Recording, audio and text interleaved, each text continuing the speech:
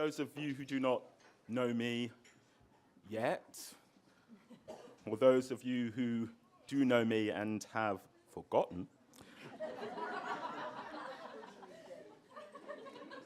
I'm David Dibosa.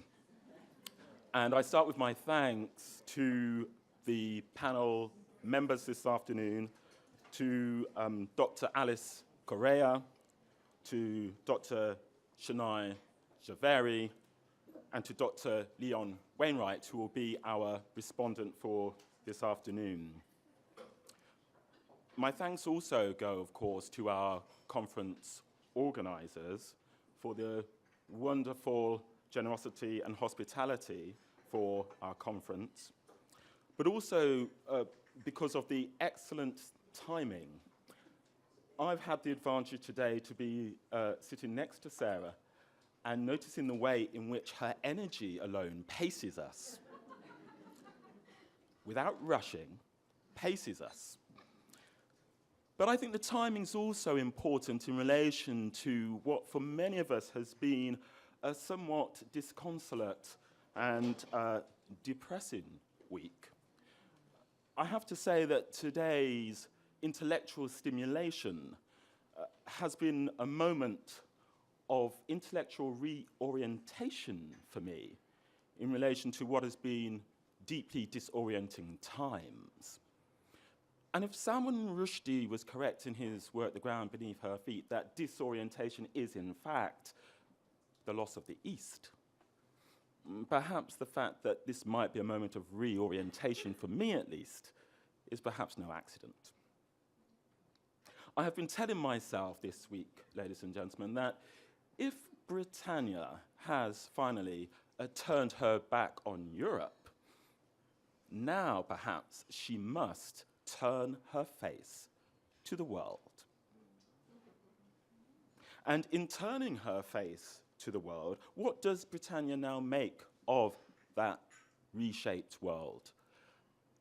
And what does the world make of her? Reciprocity is something that came up in a conversation yesterday.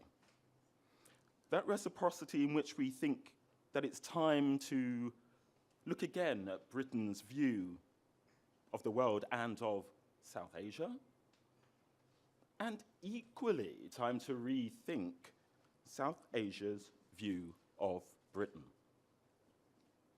So those change in perspectives, that re-evaluation, is something that I think has been underlying much of our conversation in this conference. And certainly in relation to the papers that we're going to hear in this panel, I think resurfaces.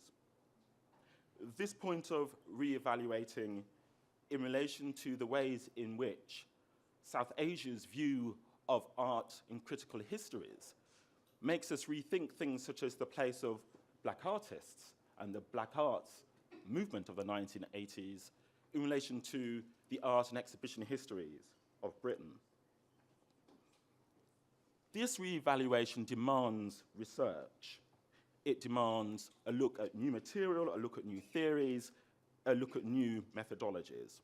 But it also demands a question in which we're able to look at the interrelation between different subject positions. And that, ladies and gentlemen, is what our panelists are going to offer this afternoon. The frameworks of gender and sexuality will come to the fore in these other stories. Allow me to introduce our speakers. Dr. Alice Correa is going to speak on South Asian women artists in Britain and the politics of articulation. The point of departure for her paper is a critique of the 1989 exhibition, The Other Story, which many of you obviously will know, was curated by Rashid Areen. And Dr. Correa's take is going to start from looking at the absence of South Asian women artists within that particular exhibition. For those of you who do not know, Dr. Correa is an art historian and a curator. She's research fellow at the University of Salford. She's also co-editor of the special issue of Third Text, Partitions, Art and South Asia, with a publication due in 2017. Her paper will be followed by Dr. Shania Javeri, who will be talking about the work of the Sri Lankan photographer Lionel Wendt, and in particular his 1938 exhibition at the Camera Club. He will touch on themes such as the medium of photography as a mode of self-expression, as well as the questions of the homoerotic gaze. For those of you who do not know, Dr. Javeri is the Assistant Curator of South Asian Art at the Metropolitan Museum of Art in New York City. He curated companionable silences at the Palais de Tokyo in Paris, and his PhD, shortly to be on the shelves at the Royal College of Art, is titled Journeys in the Mind, Cosmopolitanism and Male Safe Portraiture in 20th Century India. Dr. Javeri's presentation will be followed by our respondent, Dr. Leon Wainwright, who's currently reader in art history at the Open University.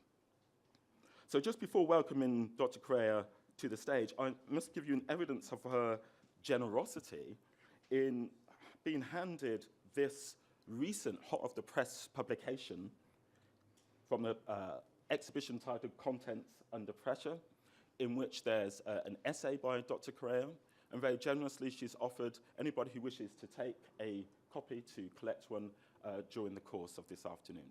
So join me in welcoming Dr. Alice Correa.